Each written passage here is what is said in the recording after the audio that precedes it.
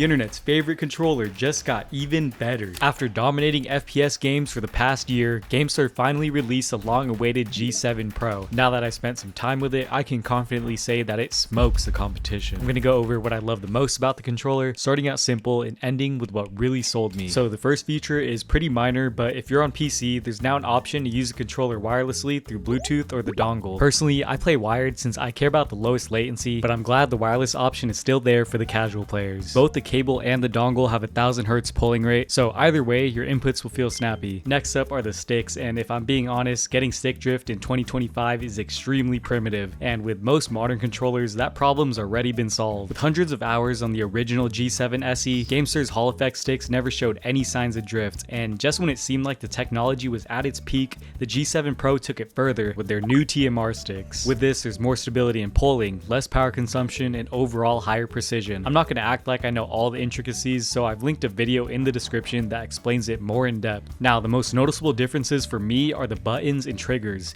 The D-pad, face buttons, and extra buttons on the top have mechanical switches that click like a mouse. And if you feel like trying something different, the triggers also have an option to toggle between normal trigger pulls and short clicks. Little things like this make the controller have a more premium feel by making the buttons satisfying to press. As for the paddles, like every Pro controller on the market, there's two remappable paddles on the back, but what surprised me the most were the added bumpers on the top. At first, I thought they were pretty useless, but my boy Ronan showed me the light. He suggested rebinding them to the shoot and zoom buttons, and I haven't gone back ever since. By having my finger closer to the center of the controller, I have a more stable grip, allowing for better micro adjustments when shooting. Earlier, I mentioned that there is one thing that completely sold me on this controller. While you might think it's the easy to use software, or the gyro aim capabilities, or the cool charging stand that it comes with, but it's actually the fact that it only costs $80. Out of any controller in its class, the G7 Pro costs the least while having the better features overall. If you compare the spec sheet and the price, you would think that it's too good to be true. However, this controller is the exception to that rule, and I highly recommend it. Anyways, subscribe if you thought this was helpful, and I'll catch y'all later.